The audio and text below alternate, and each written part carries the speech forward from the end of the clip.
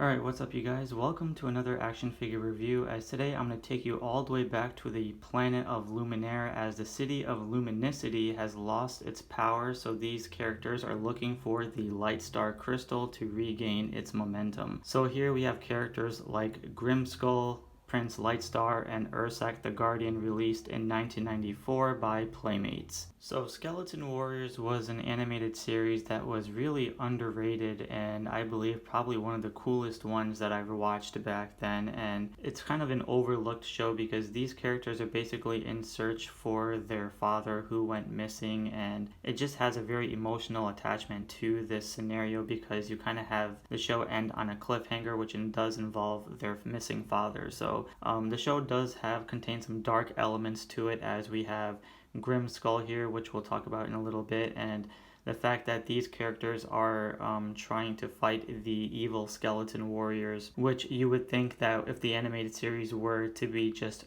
heard by the name, you would think that the skeleton warriors were the good guys, but these guys are actually the good guys, and the skeleton warriors are the evil villains who basically are warriors that are basically skeletons. So can't go much more in detail about that because it's pretty straightforward. If you watch the animated series, there are 4 characters, as Prince Lightstar does have his sister whose name is Talon, but unfortunately that figure was never made, so we basically are stuck with the 3 male characters, and without his sister Jennifer Steele, it just makes the whole roster incomplete, and it bums me out when toy brands can't fully flesh out an entire roster, even if it's just less than 4 characters.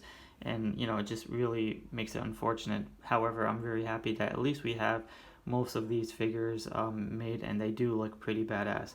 I will say that all these figures have a He-Man-esque design to them, so if you see a lot of similarities, maybe they were inspired by He-Man, I'm not sure, but other than that, let's take a look at each of these figures and just see how great they really are. Alright, so up first we're going to be taking a look at Prince Lightstar, who's the leader of the Legion of Light, and this figure looks pretty awesome. I love the head sculpt of it, I love the blue eyes, I love the 90s hairstyle that he's given to him. The skeleton-esque chest plate with the red ruby right on the top of the forehead does look pretty awesome. I love how he comes with the armor pieces that are attached to the shoulder pads. The blues all contrast very nice against the silvers, and you can see some skeleton-esque designs there on the left thigh. The armor pieces on the right thigh, which does mix and match for both, which I do like.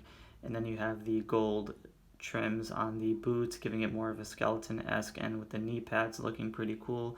You can see the Lightstar sword, which is very cool, and he does use this in the actual animated series. A little bit of a lackluster sculpting, but that's okay. I love how the left arm is a black glove and then the right arm is a golden glove with more of an intricate design there. He does come with a plastic molded cape and nothing too fancy there, but the highlight here is really just the actual torso of the figure and the overall aesthetic and design of it, just seeing how he's mixed with all these cool unique designs and stuff. And he's definitely one of those 90s tropes where he does have a really cool storyline to him, and he does act like a very awesome leader and does guide the Legion of Light to victory a lot of times during the battles between the skeleton warriors. So these figures do have some pretty cool articulation, as we do have them by the knees, the thighs, the elbows and shoulders and neck, so a lot more than the standard 90s style figures. So Playmates really outdid themselves on this, but yeah, it's pretty cool. So that is Prince Lightstar. Up next we have Grimskull, who basically does look like Skeletor from He-Man, and this is the brother Joshua of Prince Lightstar, the younger brother. The thing that's really interesting about his story arc within the actual animated series is that he was actually part of the Skeleton Warriors and worked for the main villain Baron Dark. Once he found the light side of things, half of his body or face was mutated into the skeleton-esque, so it basically demorphed his face, giving it more of a emotional story arc within the animated series. However, I love the design of this character, and he does have a superpower where he can blend into the shadows. The face sculpt just looks absolutely incredible with the lime green eyes and then the teeth. the black hair, the high collar of the purples and golds. The golden trims really do complement the purples. The skeleton logo there on the top with the red ruby. The whole black outfit does really look good. I actually love this figure a lot. I like these skeleton design boots, and then you can see some ripped parts within the pants to give you more of the skeleton-esque designs on the inside of his leg. It's the same purple molded cape, or like a blackish cape, so nothing new there. But I do like the shoulder pads of this figure, and I do like the shoulder pads that they're colored gray with the purples and blacks on the arms, really giving it a nice versatile design to it, and then the chain to kind of help stay the cape and the high collar up, and then the shoulder pads. It's not removable or anything, but he does come with this javelin type spear hook blade thing, which is, I don't know, it's whatever, not too really crazy about it because the colors could have been a lot better, but it is what it is.